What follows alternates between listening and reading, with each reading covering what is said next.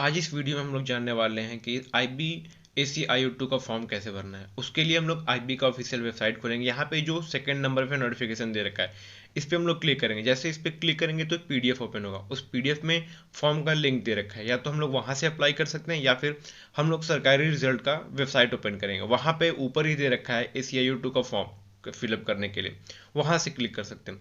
तो जब वहाँ से क्लिक करेंगे तो हमारे सामने एक ऐसा विंडो ओपन होगा। यहाँ से हम लोग या तो नीचे जो टू रजिस्टर लिखा हुआ या फिर जो ऊपर रजिस्टर लिखा हुआ उस पर क्लिक करते हैं। जैसे उस पर क्लिक करेंगे तो हमारे सामने एक नया विंडो ओपन होकर आएगा। यहाँ पे हम लोग नीचे आएंगे। नीचे आने के बाद सबसे पहले हम लोग को अपना पोस्ट नेम फिल करना है।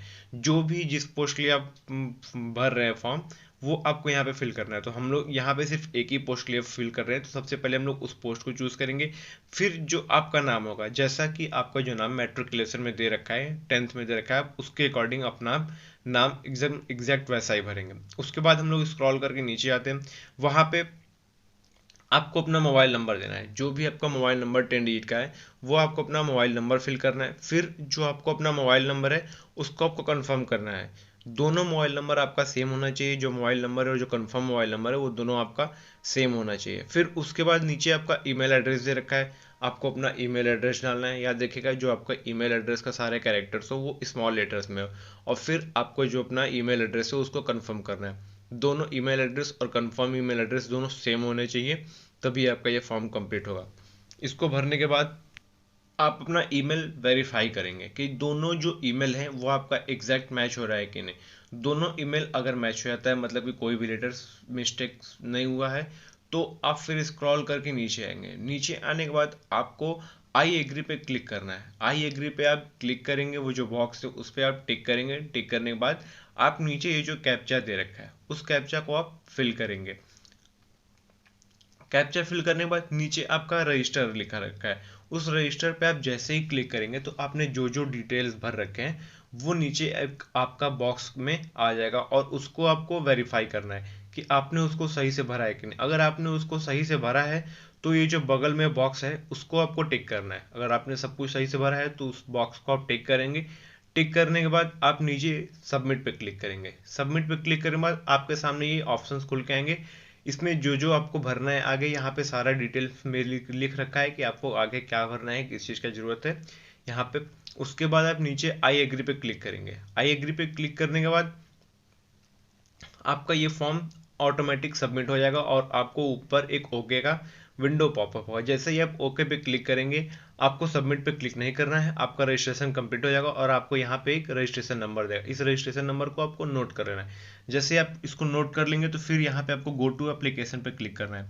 आप जैसे ही गो टू एप्लीकेशन पे क्लिक करेंगे, आप नेक्स्ट स्टेप पे पहुँच कर जाएंगे। आपको लॉगिन करने की जरूरत नहीं पड़ेगा। यहाँ पे अभी लोडिंग हो रहा है। लोडिंग होने के बाद आपका नया विंडो ओपन होकर आ जाएगा। वहाँ पे आपको जो जो नेक्स्ट स्टेप में भरना है वो सारा वहाँ पे रहेगा। जैसे यहाँ पे आप देख सकते हैं, आपका एप्लीकेशन नंबर लिख के है, आपका फॉर्म लिख के है, पोस्ट लिख के है। अब आपको यहाँ पे अपना जेंडर भरना है, डेट ऑफ बर्थ भरना है, और आपको अपना नेशनैलिटी भरना है। जो भी डेट ऑफ बर्थ होगा ऊपर अच्छे से आप सिलेक्ट कर लेंगे। सिलेक्ट करने के बाद आप नीचे अपना नेशनैलिटी भरेंगे। नेशनैलिटी भरने के बाद अगर आप जिस भी कैटेगरी से बिलोंग करते हैं आप उसको चूज़ करेंगे। उसको चूज़ करने के बाद आप नीचे आएंगे। नीचे आने के बाद आपको पर्सनल डिटेल्स में कैंडिडेट का आपका नाम लिख के आएगा। आपको अपने फादर का नाम लिखना है, आपको अपने मदर का नाम लिखना है, और आपका जो मैरिटल स्टेटस है, अगर आप मैरिड है तो मैरिड लिखेंगे, अनमैरिड है तो अनमैरिड लिखेंगे, या फिर जो भी आपका स्टेटस है आप उसको यहाँ पे सिलेक्ट करेंगे। सिलेक्ट करने के बाद आप अपने रिलीजन में आएंगे। रिलीजन में आप उस पर क्लिक करेंगे तो आपको सारे रिलीजन जो हैं वो सारे ओपन होके आ जाएंगे। उस पर आप क्लिक करेंगे। अगर आप हिंदू हैं तो आप हिंदू चूज़ करेंगे, मुस्लिम है तो मुस्लिम चूज़ करेंगे, या फिर जो भी आपका रिलीजन है आप उसको चूज़ करेंगे। चूज़ करने के बाद नीचे आपको अपना एक आइडेंटिफिकेशन मार्क लिख के देना है। जो भी आपका एक आइडेंटिफिकेशन मार्क है जिससे आप पहचान में आ जा सके कि हाँ आप एक यूनिक बंदे हैं, ये और किसी के ऊपर नहीं हो सकता, तो वो आपको यहाँ पे देना है। इसको देने के बाद ये जो आपका टेस्ट सेंटर है कि आप अपना टेस्ट सेंटर कहाँ पे देने जाते हैं, तो लेफ्ट साइड में आप अपना जो आपका होम स्टेट है वो चुनेंगे, और जो राइट साइड में आपका होम सिटी है, अगर वहाँ पे एग्जामिनेशन सेंटर होता है तो आप उसको चुनेंगे। इसी तरह आप सारे में करेंगे। फिर से आपका होम स्टेट, और फिर से कोई दूसरा सिटी जो आपके आसपास में हो, फिर से तीसरे में होम स्टेट, और फिर कोई ऐसा सिटी जो आपके आसपास में हो।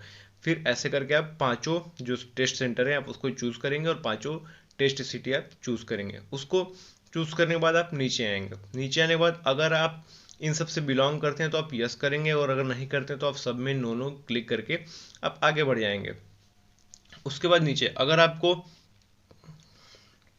सेव एंड नेक्स्ट पे क्लिक करना है, जैसे आप उस पर क्लिक करेंगे तो आपके ऊपर डाटा सेव सक्सेसफुली का एक मैसेज आएगा, उस पर आपको ओके करना है। ओके करने के बाद आपको अपना एड्रेस भरना है। अगर आप किसी विलेज से बिलोंग करते हैं तो आपको विलेज पोस्ट लिखना है, और अगर आप किसी शहर से बिलोंग करते हैं तो वहाँ पे आपको जो आपका हाउस नंबर होगा आपको वो फिल करना है। उसके बाद जो भी आपका डिटेल्स है, डिस्ट्रिक्ट और जो भी स्टेट है उसको आपको फिल करना है। स्टेट फिल करने के बाद आप जो नीचे दे रखा है permanent address same as correspondence address, अगर ये दोनों आपका सेम है तो आप इस पे यस क्लिक करोगे, और अगर नहीं है तो आप नो क्लिक करोगे। नो क्लिक करने के बाद आपको फिर से नीचे जो परमानेंट एड्रेस है उसमें आपको, अगर आपका विलेज पोस्ट है तो वो दोनों आपको भरना है, जो भी आपका विलेज है, जो भी आपका पोस्ट हो वो भरना है। फिर उसके बाद जो भी आपका डिटेल्स हो गांव का वो सारा आप इसमें भरोगे, या फिर जो शहर का है आप अपना हाउस नंबर, और फिर जो जिस एरिया कॉलोनी में रहते हो आप उसका नाम भरोगे। ऐसे सब भरने के बाद आपको सब पे फिल करने के बाद आपको फिर नीचे स्क्रॉल करके आना है। यहाँ पे मेरा सब कुछ सेम है तो इसलिए मैंने यस पे क्लिक कर दिया। यस पे क्लिक करने के बाद मेरा सब कुछ ऑटोमेटिक फिल हो गया है,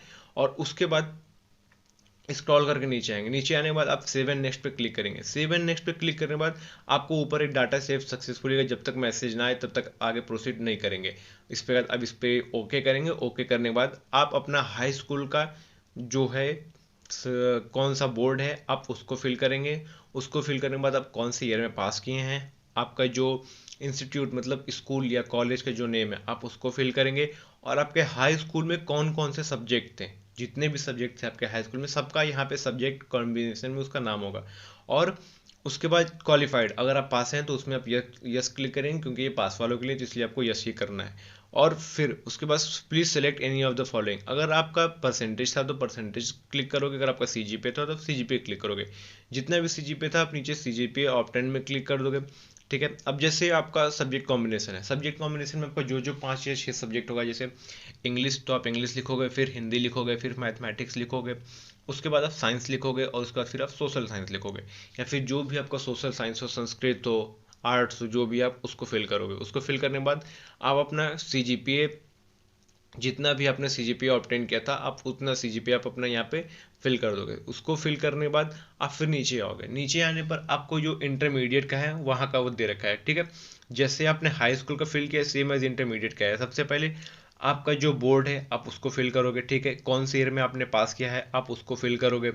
ठीक है, और कौन से इंस्टीट्यूट में मतलब कौन से स्कूल से या फिर कॉलेज से आपने उसको पास किया इंटरमीडिएट को, आप उसका पूरा डिटेल में नाम लिखोगे। ठीक है, जो जो जहाँ का जितना पूरा एड्रेस है आप रिजल्ट में देखना उसका पूरा नाम लिखोगे। ठीक है, फिर आपके जो इंटरमीडिएट में कौन कौन से सब्जेक्ट्स हैं आप उनका नाम लिखोगे। ठीक है, और आप क्वालिफाइड हो कि नहीं, ये क्वालिफाइड के लिए इसलिए आपको यस ही चूज करना है।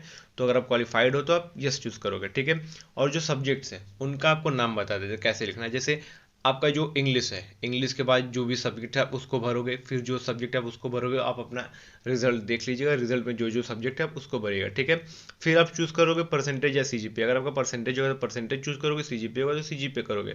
उसके बाद जितना आपका परसेंटेज होगा उसको फिल कर दोगे।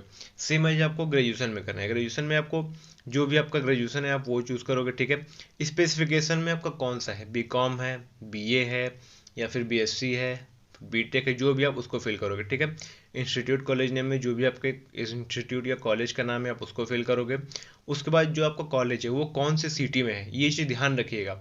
यहाँ पे कॉलेज का नाम नहीं पूछ रहा है, कॉलेज कौन से सिटी में आपका ये पूछ रहा है, फिर वो सिटी कौन से स्टेट में है आपका ये पूछ रहा है। ठीक है, उसके बाद आपने उस कॉलेज को कब ज्वाइन किया था, जो फर्स्ट ईयर में आपने उसको ज्वाइन किया था तो वो कब ज्वाइन किया था। ठीक है, उसके बाद जब आप पास आउट हुए थे, ठीक है, जब आपका रिजल्ट थर्ड ईयर का जो जारी हुआ था तो वो कौन से डेट में और कौन से मंथ में जारी हुआ था वो आपको दिखाना है। ठीक है, मतलब दोनों आपको कौन से मंथ और ईयर में आपने ज्वाइन किया, कौन से मंथ और ईयर में आपने पास आउट किया, आपको दोनों फिल करना है। दोनों फिल करने के बाद अगर आप क्वालिफाइड हो मतलब पास हो तो आपको यस पे क्लिक करना है, और ऑब्वियसली आपको यस पे ही क्लिक करना है। ठीक है, उसके बाद अगर आपका परसेंटेज है तो परसेंटेज पे क्लिक करना है, सीजीपीए है तो सीजीपीए पे क्लिक करना है। ठीक है, उसके बाद जितना भी आपका परसेंटेज आया था उस परसेंटेज को अब यहाँ पे फिल करोगे। फिल करने के बाद नीचे अगर आपको कंप्यूटर की नॉलेज है तो आप यस करोगे, नहीं है तो नो करोगे। फिर यहाँ पे अगर आपके पास कोई एडिशनल क्वालिफिकेशन है, मतलब आपके पास पीजी है, ठीक है, या फिर कुछ और भी है, तो आप यहाँ पे उसको जैसे ऊपर फिल किया है वैसे आप यहाँ पे उसको पूरा फिल कर सकते हो। उसके बाद हम लोग नीचे स्क्रॉल करते थे। नीचे स्क्रॉल करने पर अगर आपके पास किसी भी लैंग्वेज की जानकारी है, हिंदी और इंग्लिश के अलावा अगर आपके पास कोई और लैंग्वेज जो आपको आती हो, तो आप यस करेंगे, और अगर आपको सिर्फ हिंदी और इंग्लिश ही आता है तो आप नो करेंगे। उसके बाद स्क्रॉल करके नीचे आते हैं, ठीक है। अगर आपके पास कोई भी वर्क एक्सपीरियंस है तो आप यस करेंगे, और आपके पास कोई भी वर्क एक्सपीरियंस नहीं है तो आप नो करेंगे। नो करने के बाद सेव एंड नेक्स्ट पे क्लिक करेंगे। सेव एंड नेक्स्ट पे क्लिक करने के बाद फिर से आपके ऊपर एक डाटा सेव सक्सेसफुली का, जब तक आपके पास ऊपर मैसेज ना आ जाए तब तक आप आगे प्रोसीड ना करें। जैसे ही आपके पास आ जाता है आप ओके कर दें। ओके करने के बाद यहाँ पे सबसे मेन इंपॉर्टेंट बात, जो आपका जो फोटो और सिग्नेचर होगा, ठीक है, मिनिमम 50 KB और मैक्सिमम 100 KB का होना चाहिए। जो आपका फोटो अपलोड करेंगे, जो आप सिग्नेचर अपलोड करेंगे, वो दोनों मिनिमम 50 KB के होने चाहिए और मैक्सिमम 100 KB के होने चाहिए। आप यहाँ पे देख सकते हैं, जैसे ही आप इस पर क्लिक करेंगे तो यहाँ पे सारा डिटेल लिख के आ रहा है कि जो आपका फोटो अपलोड होना चाहिए वो एकदम रिसेंट का होना चाहिए, ठीक है। और जो इमेज का साइज है वो मिनिमम 50 KB और मैक्सिमम 100 KB का होना चाहिए। जो इमेज है वो जेपीजी है, जेपीजी फॉर्मेट में होना चाहिए, ठीक है। ये सब पढ़ने के बाद आप यहाँ पे लिखा हुआ है ड्रैग फाइल्स हियर या फिर ब्राउज टू अपलोड, इस पे जैसे ही आप क्लिक करेंगे तो जो आपका इमेज का लोकेशन है आप वहाँ पे पहुँच जाओगे।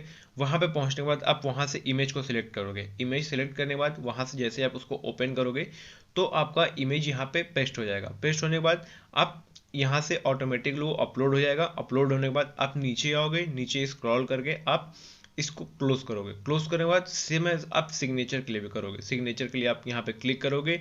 जैसे आप इस पर क्लिक करोगे, क्लिक हियर टू अपलोड, यहाँ पे भी आपके सारे डिटेल्स आ जाएंगे। यहाँ पे आप इस पर ड्रैग फाइल्स हियर पे आप क्लिक करोगे। क्लिक करने के बाद आप जाके सिग्नेचर को चूज करोगे। सिग्नेचर चूज करने के बाद उसको ओपन करोगे। ओपन करने के बाद जैसे ही आप उस पर क्लिक करोगे ओपन का, यहाँ पे वो अपलोड हो जाएगा। अपलोड होने के बाद फिर से आप यहाँ पे क्लोज पे क्लिक करोगे। क्लोज पे क्लिक करने के बाद यहाँ पे दोनों आपका अपलोड हो जाएगा, ठीक है।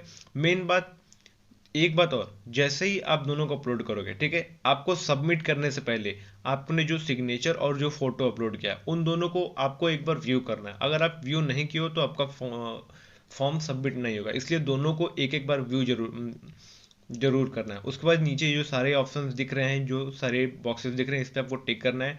टिक करने के बाद नीचे आना है। नीचे आने के बाद आप जो कैप्चा दे रखा है उस कैप्चा को आप फिल करोगे।